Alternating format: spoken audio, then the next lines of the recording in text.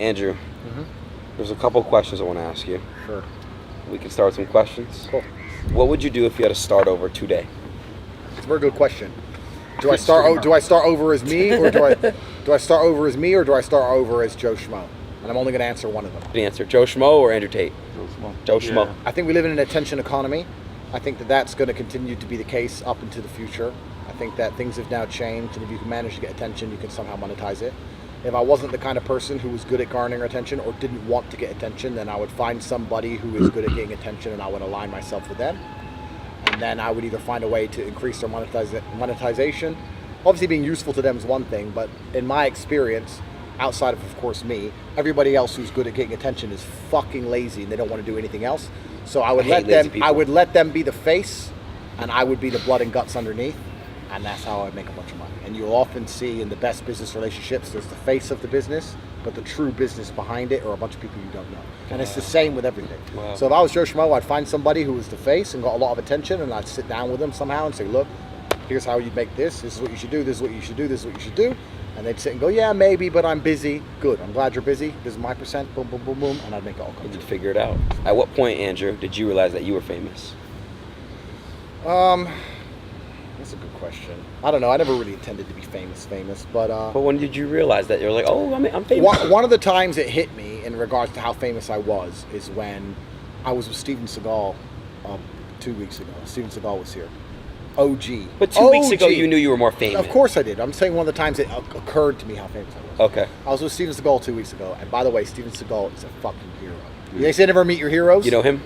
They say never meet your heroes. Fucking G. Meet Steven. Seagal's a legend. He's a G. Yeah. Right? I love Steven. Ice cold. Anyway, he was saying, bro, I'd love you to take a picture of my son. They're talking about you in school. I'm like, yeah, cool, whatever. I met Steven's son, took the picture. I says, I heard they're talking about me in school. He goes, yeah, we did a whole class on you and how your effect on culture, et cetera, et cetera. I said, oh, so where do you go to school? He said, Ulaanbaatar, which is the capital of Mongolia. So in Mongolia, Oh my God. in school, they're doing classes on me. That's that was kind of crazy. crazy. That was crazy. Somebody said, how big is it? If you do one more gay thing... No. How big is your bank account? That's how big is your bank account? I know you think you're smart, Adin. You think you're smart. Do you actually think you're smart? A little bit. Do you believe, like, I'm smart? Do you know how many partners you've had in all, or is that too personal for you? I do know, but I don't think it's that important. Okay. Actually, no, I'll change it. I think as a man, sexual experience is very important. So how many bodies do you have then? Okay. I think as a woman that the number one thing that men value in women is innocence. I think innocence is very, very attractive. And it's not just about sex. As a man, when you find a woman, if you were to build your ideal woman from the ground up, you'd want to be able to give her experiences and show her She's things. never done, exactly. You'd want to show her things she's never done. For sure. In every realm, not just sexually and everything else. You want to be the first person to take her to first do class, this and- first yeah. person to put her in a 5-star hotel, Yeah. first person to take her to a nice restaurant. Private jet. Yeah, you want to be the guy to show her the world, Of right? course. So, and that also includes sexually. So you like the idea of a woman with less experience, so Of you can show course. her things. Of If course. a woman's like, I know all of it. Yeah. You're a bit like, Yeah. all of it? Yeah. Okay. But I think as a man, it's the opposite. And I also think that women like men. I was gonna say that. Yeah. I think for a man, like you said, we want innocent women. But if you ask a woman, she don't want a man that has never had sex. Of course You know not. what's actually interesting? It's interesting. They asked, I don't know where I saw this. It was a long time ago, but I saw it was a survey. They were asking virgin women if they want a virgin man. And even a virgin woman said Said no. no. Wow. They don't want a virgin Because man. they want to be Because they- dominated, right? No, They it's want to be taught. Yeah. they want to be taught. They want a man to guide them through the process. And Yeah. experience, part of being a man is experience. It's experience. Exactly. And that's why, even in very subtle ways, the reason women love scars on men, something has happened to him. It's experience, right? Wow, yeah. So when I say it's not important, I take that back. As a man, sexual experience and the fact that you've been around the block to a degree is actually very important. Yeah. But also, I'm not going to say a number because a lot of dudes lie about the number, et cetera, but I had a webcam company and stuff. It's extensive. Is there an estimate? 600, 700? Okay, not bad. But I don't think that number is that important. And I also think the number of girls who's not just the sex is important. I think that you can learn a lot about women. It's not just sleeping with them. You need to have a whole bunch of girls you've just slept with. You need to have relationships. You need to have that time you got your heart broken. You need to let that one chick who fucking did some shit, got away with some slice shit, so no other bitch can finesse you. And you get to a point in life, and truthfully, as a man, you hit your peak in your late 30s, mid 40s, early 40s. So you have That's when you're most attractive to women, when you're 30, a lot 40. older. Yeah. Right. Can I ask you a question? So you have gotten your heart. This is my first question. You've gotten your heart broken. Every man's had their heart broken. Of course, I agree. Every man's had their heart broken, but you have to. There's You have different. to use it as a learning experience. You have to learn. You have to let it use it to fuel you. I've said this now. Any man who says he hasn't had their heart broken is lying. Cap. But there's two kinds of men. There's Top people who cap. have their heart broken and let it destroy them, and there's the men who have their heart broken, can't sleep, so they're in the gym 3 times a day. That's it. If you walk into the gym right now and find the fucking guy's training hardest, he's probably lost his bitch. He's right. He's not wrong. True or false? There's a reason he's doing it. Bro, I remember when I lost my bitch. Motivation. Bro, motivation. You find the guy who's fucking going nuts. It's like, yeah, my girl left me. Bro, it's just You're right. normal. You're right, 'cause it can make you great. You're right, because when I broke my girl, I hit the gym too. She obviously wasn't all that, G. I don't know who you were fucking, but... What? Look. Yeah, that's crazy. You can't tell the 6-pack's coming in? And what happened to me? But no, but... And Yeah, also... you lost hella weight I too. lost like 100 pounds. But what's actually truly interesting is... Crazy. I think that, unlike... Although I think women have this as well. Women and men have this. I think that all life paths, to a degree, are semi-similar. Yeah, we end up in different positions. Some are successful and some aren't, and blah, blah, blah.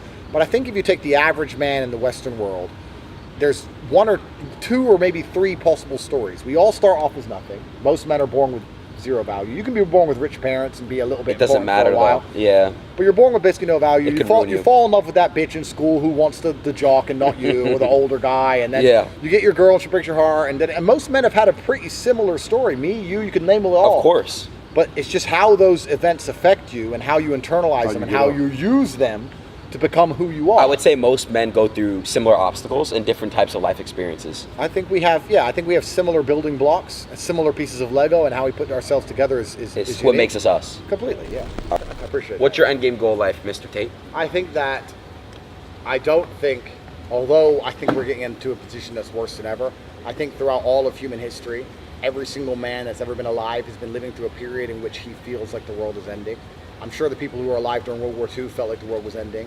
I'm sure about the people who were fighting off the Mongol hordes felt the world was ending. I'm sure that in the 1700s, when it became legal to not wear a suit when you go outside, they probably thought this is massively detrimental to society and the world is ending. We've always felt that We've always way. felt like the world's ending. Yeah, we always felt like the world was ending, and I think that basically the best thing you can do is procreate and try and create people who replicate yourself and your values to the best of your ability. So my end goal is to have 20 sons with my name who think like me. That's my end What if you goal. have a daughter? That's fantastic. Why would I not want a daughter? Just curious. You said 20 sons. Yes, I've got but one. I would love to have daughters, absolutely. But it's my sons that are going to carry my name and carry my legacy. So obviously you need both. But Very that's the nice. end goal. The So end basically, goal is to recreate. Leave your mark of a bunch of Tates. What else is it? Cool. All right, next question here. Do you believe that love is real? Completely and utterly. Everything I say, all the things I've just said, which they're going to attack me for and call me a misogynist for and say I'm hateful for, actually come from a place of love. It comes from a place of love because I think that women are happier if they act in a certain way which is true to their national biological imperatives and true to God. I think that men treat women who act true to God better. I think that their relationships are better. I think the family is better. I think the children are raised better. I think society ends up better. I think as a whole, all of it, the whole world becomes a better place. And it's all based on love. I truly and utterly believe in love between a man and a woman. But I'm not going to love a girl who can't keep her legs closed. What about unconditional love? Does that exist? No. It does for women. It doesn't exist for men. Why Women- does mother love their sons unconditionally, right? Women can be unconditionally loved by society as a whole. No matter how bad it is, a thing women do, if she's pretty, bro, a woman could go and kill 10 people. But if she was smoking hot and her mugshot came up, it would be all over Twitter. Kill me anytime, babe. And the replies. They'd love her anyway. She's hot. That's it. Women can be unconditionally loved. Men are only loved for how useful we are. Second you stop being useful as a man, you'll see how cruel this world is. When nobody looks at you and goes, this man has a utility. This man is good for X. This man can solve this problem. Second you become a useless man, you'll see how cold and heartless this world is, because nobody gives a solitary fuck about men who can't fix problems. It's true. That's why we exist. So unconditional love does not exist for men. It never has been, it never will. Even your woman, to a degree, is going to love you. And I'm not saying her love isn't pure. But a woman's love is still based on your ability to fix her problems to a degree. If a woman comes to you and goes, I have this issue, and you go, can't fix it. If that happens over and over and over and over again, she will fall out of love with you. Wow. Someone else will fix it for her. Someone else will fix it. So she's going to love someone else. Whereas, I'll be honest, in my relationships, I don't go to women to solve my problems. I go to them to be happy. I want them to be happy. I want them to make me smile. I want them to give me affection. I want us to have fun together. I may want children, yeah, but I don't go, oh shit, I have this big fucking problem at work, and hey, can you help me? Never. I don't go to them to fix my problems. Right. I fix all my own shit. Mm-hmm. So it's completely different paradigm. We're loved in completely different ways, right? Men love women because we're idealistic in the idea of love. Females are actually very, very realistic with their love. They're not romantic. Men are far more romantic than women are. Women, I'll give you an example now, bro. You ask any man, you can ask a full-grown man about you could say, listen, your ex-girlfriend just died. Even if you hadn't seen her for 15 years, you can be like, I loved her. You find a fucking chick and say, your ex-boyfriend died, and he's a dickhead anyway. They don't care. They don't care. It's true. It's true, bro. Women can be heartless. People don't, and any G who's at the top of his game knows. Bro, there's been times even I have felt guilt. There's been times I met a chick and and we end up together, whatever, and sleeping together, whatever, and she's around my house and she's like, hey, look, like laughing at her ex, just pouring his fucking heart out, bro. It's crazy. They're cunts. They can be. Not all, but sometimes. They can be. They can be. And I know men aren't perfect. I'm just saying there's a degree of heartlessness that women do possess. People pretend they don't, but they really do have it. Okay. Next question. It's a good question right here. Is streaming considered a real job? You're extremely fortunate. Thank you. You are. You're extremely fortunate. How am I fortunate? You're extremely fortunate for a few reasons. One, how old are you, 22? Yeah. Okay, the idea of a rich 22-year-old before the internet was non-existent. Outside of daddy's money, there was, before the internet, and you were born poor or in a normal family, did you ever meet a 20-year-old who made hundreds of thousands of dollars? Hell no. Fuck no. People are getting richer younger than ever before. It's scary, right? You're super fortunate, right? Yeah. So, and like I said, we live in an attention economy. Is it a real job? The problem with it is, I will say it's a job because it is a commitment. Thank you. It's not a real job. The actual true problem with streaming is that I don't think you learn anything from it. So what's interesting in the world before, let me tell you something, bro. The world before this garbage, any job you were involved in, there was a degree of learning, right? I'll give you another example. Streaming's example, crypto's another example.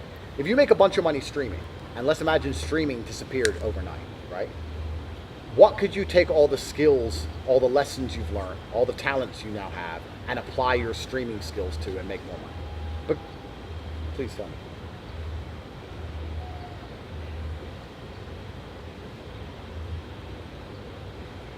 Exactly. I know. I go on. Go. Negotiating and managing and becoming an arguer and Absolutely not, because you're streaming on the fucking internet.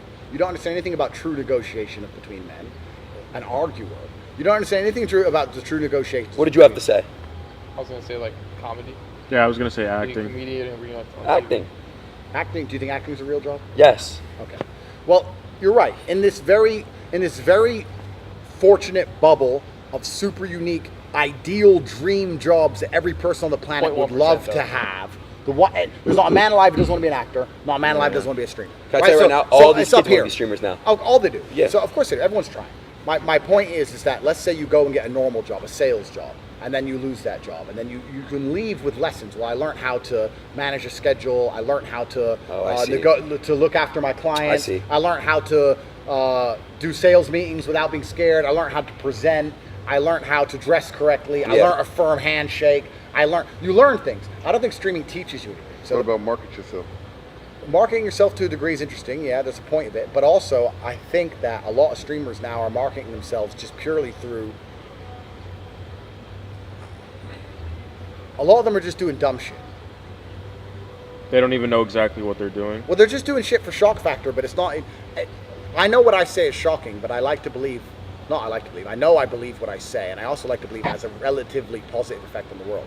There are streamers and kids out there which are doing shit which is not good for anybody or even themselves, just for shock factor. I agree just with being that. clowns. I agree with that. They're just being but- clowns. Yeah, but true. yeah, I but definitely marketing, agree. marketing yourself is a point. But they still know how to grasp that crowd. To That's market true. themselves. That's true. But yeah, it is a real job. It's a job, but it's a very, very isolated Fortunate job. Bro, it's not a coal mine, is it? No, it's harder. The best men or the people who are best at being men have gone through some shit. And when you stream, you don't really go through very much. You may think you Yes, do. you do. Well, I think I do.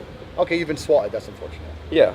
But I'm sure I've been hacked. I've been banned. Working high-level security has been through some shit. You have? Oh yeah. shit. So it's different. It's different. I've been. You know that. Yeah. Oh yeah, for sure. No, he has been some shit. Of course, it's broke. That's how you get there. That's how you survive. Yeah. So it's different. I've been stabbed before by a knife. Next question. What are your thoughts on vaping? Well, I'm smoking a cigar right now, but I know what a cigar is. Cigar is tobacco. Tobacco's been around for a very long time. I know all the risks. I know it has nicotine in it. I know the good, I know the bad, etc. The reason I am anti-vaping is because nobody knows what's even in a fucking vape. And it's produced so cheaply somewhere in the Far East by people who don't give a single solitary shit about human rights of their own people, let alone the people of the West. For pennies. Please explain to me what chemical combination can taste like... You don't know. Nobody will know. Bro, Microplastics, all that shit. Bro, what chemicals need to be put together to taste like pineapple ice? What?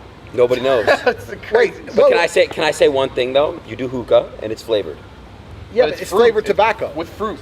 Fruit on tobacco. Tobacco, yeah. It's natural. What's fruit, actually tobacco, what molasses. what scares me about vape is how accurate the flavors are. Oh, yeah. Please understand the point. When it says pineapple ice and you taste it, you're like, wow, it does taste like pineapple ice. Or like blueberry mango smoothie. Yeah, or fucking cherry bomb. And you taste it and you're like, it tastes exactly like it's supposed to. Yeah. Wait, how the fuck do you make chemicals taste like cherry bomb? Wait, this costs 79 cents from There's some something in there we factory don't in know. fucking Indonesia. Yeah. This cannot, they have not considered how this damages my body to make it taste like this. So Andrew, I gave my friend $10,000 to stop smoking True story. for a month. This is a true story, I swear. One of my closest friends, and I looked at this as spitting in my face. I'm gonna tell you this story. Give him $10,000, stop smoking for a month. 31 days goes by. 32nd day he smokes. I look, it's like spitting in my face. I paid the $10,000. I'm a man of my word. I stuck to it. Spat in my face though. What do you think about that? Well, that was the deal. That was the deal you made. So, but what was he, vaping? Yeah, I just wanted to help him because vaping is it's a crippling addiction. Let me tell you something about helping people. You can't help anyone who doesn't want to help themselves. True. So this is another very key point. People try and come to me all the time and say, oh, I need help. No, they don't need help. They want to try and externalize all of the willpower because they have none of it themselves. People go, oh, I lack motivation. If you want to quit, you quit, right? Yeah. You can't help people who don't want to help themselves. People say this kind of shit all the time, like with motivation. Oh, I don't have motivation to go to the gym. If you don't have motivation to go and be strong, then stay weak and fuck off. Like, what do you want me to do? It's true. Like, so you can. There's an age-old adage: you can drag a horse to water, but you can't force it to drink. Force it to It's drink. true. Yeah. It's 100% true. I really believe the universe is ultimately giving. I've never seen anybody or any experience in my life where somebody has dedicated their all and tried their very best for something and not had it. I've never seen somebody, maybe correct me, right? You'll know even better than me. I've never seen somebody who eats right, trains twice a day like an animal, never misses a gym session, diet on point, does everything they're supposed to do, and not get stronger. I've never seen it. I've never seen it. I've never seen it. So when you meet a guy, I just can't get in shape, because you're not trying. Something's wrong. Because you are not trying. You're not eating right, something's off. You're not trying. Yeah. And if you actually wanted it, you do it. So I don't buy any of this shit. Gotcha. Everyone goes, oh, I don't have motivation. If you don't have motivation to be You don't want better, it. then stay a loser. And that's what you want to be. And what's very interesting about the world is that there are no winners without losers. I've put myself through absolute hell to be everything I've ever wanted to be. So if someone wants to come along and say, I'm not prepared to go through what you've been through, Andrew, but I still want all the benefits, my answer to that is no, fuck you. I deserve them and you don't. So no, don't. I don't give a shit. No. If you don't want to, then don't do So it. that's how it is, exactly. He doesn't want to quit, so fuck him.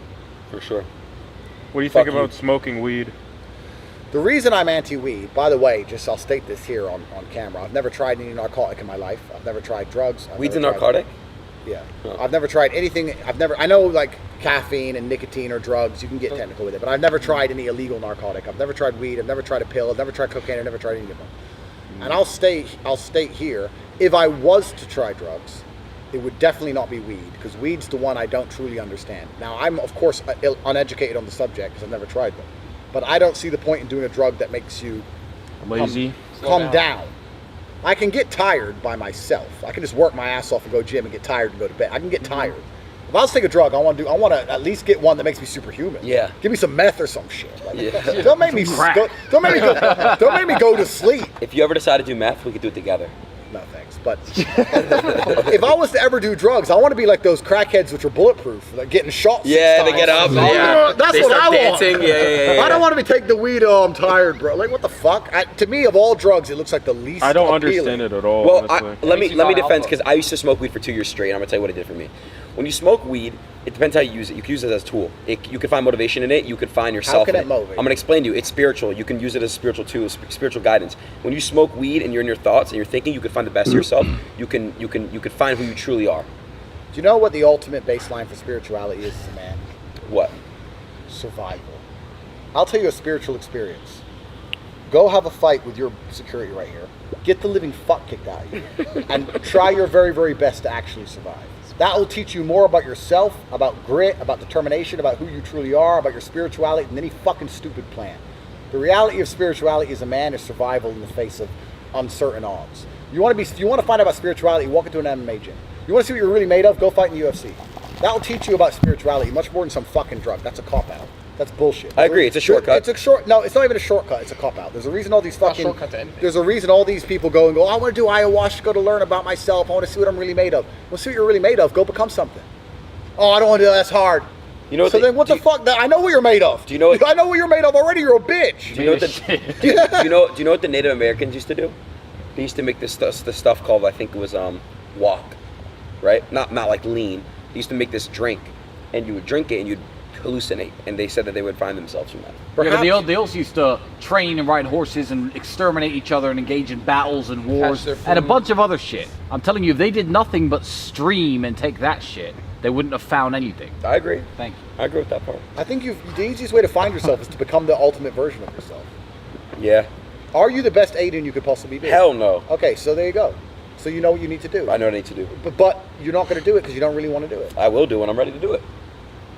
Were you okay? I found a picture of you. Why would you not be ready to do it though? Because I'm Yeah, not. that's Because I'm trying to better certain things right now in my life before I'm able to. Do you do your? But if you're trying to better certain things, that is ultimately becoming a better version of yourself. Yeah. But it takes years to become the best version of yourself. Well, Do you when I agree? was 22, there's like, I know you're gonna say you saw a picture of me when I was 22. I had glass. I used to wear glasses. I had bad eyesight. I may have looked like a dork, whatever. I was still fighting. I was still British. I may not. He's look still like ripped, it. even though he was I was lighter still weight. dangerous. Did you do LASIK? Yeah. Me too. Yeah. But it's not just about how you look. I'm saying about being the best possible version. I of know what you're yourself. saying. Just in general with everything, your whole life. Are you the best version of yourself, Andrew? I try my very best to be as professional as possible. But are you? Can you be better? I think I'm very close to the best possible version of myself. In fact, I think the last few years, when you get a bit older, if you've worked hard enough in your early years, you allow yourself the luxury of being slack. What's interesting is I'll now take a few days off here and there and consider myself lazy because I worked so hard when I was young, and I'm still working harder than even you are. I want to say one thing with the camera. When you're at dinner, when I pulled up, you're just always on your laptop, you're always on calls, you're always working. So that's one thing I will vouch. Every time I've seen you, you're literally working. Bro, people seem to think that you conquer the world easily, and you can if you outwork everybody, but there's endless work that needs to be done. There's endless work that could be done. Even for you now, there's work you could do. You're doing like side missions. I would say you beat the game, and I think you're doing side missions. Yeah, perhaps. But what do you think is the best? My question for you now: what is the best version of Adin? Who is the best Adin? I need to have M's on M's on M's, hundreds of M's. I need to have live how you live, go where I want to go, be free, say what I want to say. Yeah. And I would say hit the gym and be the best physical version of myself as possible. Good diet, and that's really, Well, that's a good start. and building my mindset too. I think building my mind, but that comes with experience and that comes with aging as well. I think just experience overall. The more experience in life, the more trauma I go through, it builds me, it builds character. That's true, but you know the best way to build a strong mind as a man? What? Build a strong body. I agree. It's hard to have a strong mind without a strong body. You got to work me out, bro. I've been waiting on you to get me in the gym. You're not- Yeah. What? How long does it take to get into a routine? It's just A month? Yeah, a month. Routine's about a month. It's about the discipline you'd learn. It's about the pain. It's all because I'll tell you something. He doesn't feel like training every day, but he trains. It's not about feeling like doing it. This is the point I said to you on our first ever stream. You're like, what's the fastest way to get a six-pack? I remember I yelled that. at you. I know. I yelled at you and said, why are you asking me the fastest way? Why does it have to be quick? Fast, Why are you yeah. trying to find easy, shortcut, bullshit solutions to everything? Some You're things right. in life are just difficult. They're hard. And the reason that you want a six-pack is because it has value. And the reason it has value is because people know it's hard to get. If everybody knew you could get a six-pack easily and quickly, then you wouldn't fucking want Do one. you have a six-pack? I don't know. I don't think so. Not like a proper, maybe a little bit. But that's not the point. The point is, no, but it's not actually the point. I know. The point is, you have to do it when you don't feel like doing it. This is actually the bottom line of masculinity. The bottom line of masculinity, even not just in the gym, in nearly any realm of human endeavor, is as a man, good men or capable men do things they don't feel like doing anyway. They just do them. And this, if you look at men, do you think the men in Ukraine and Russia right now feel like dying in a fucking ditch? No. No. Do you think the men who train every single day feel like training every single day? No. No. Do you think the CEO who works his ass off 20 hours a day and doesn't see his children feel like doing it? No, this is part of being a man. You have to just do what you don't feel like doing. The men who only do what they feel like doing aren't competitive. You're a woman. Women do what they feel like doing. Yeah, it's true. That's it. Men do what they're supposed to do. I don't feel like working every day, but there's work to do. You got to do it. It's part of the responsibility. All right, next question. Last question. All right, last one. Let me give you a good one then. I think I've asked this, but who is your biggest inspiration? That's a good question. Have I asked you that? I don't think I have. I don't know if I know the answer, really. One person in your life that inspired you. Well, my father, obviously, I've talked about him at length. Of course, my father shaped me to be the man I am. I'm trying to think of somebody who's Should I ask you another question? I'm trying to think of somebody who's like alive who inspires me. But I don't think you need really an external role model to that degree. I think every man intrinsically knows how to be the best version of themselves. Bro, if you were to play a video game and you had X amount of stat points and you could allocate them, you'd know where to put them. Of course. Strength, speed, stamina, I would know how to upgrade 'em. money. Yeah. You know how to upgrade your character. You know what everyone knows. What Exactly. so everyone knows what to do. Same. That's the best way to Same put in it. real life. Everyone knows what it Yeah. is. It's just a You little know how to harder. upgrade You know how to upgrade your You know character. how to upgrade Best your way to character. put You know how to do it. You gotta be able to apply it. And that's the beautiful thing about being a man. All right, and this is my question. The last one. Am I a top G? Absolutely not. Nowhere near. But can I reach the top G status? I'm not going to sit here and insult you and say you couldn't ever be anything you wanted to be, Adin. But I will tell you that, of course, and you will self-admit you're not trying your very best. So being a top G is someone who tries the very best, becoming the best version of himself. It's a cool nickname that's stuck, but I think that every man out here should be waking up, genuinely looking in the mirror and saying, how do I become the best version of myself? Yeah. I think that's the point of being alive as a man, is to become the best possible version of yourself.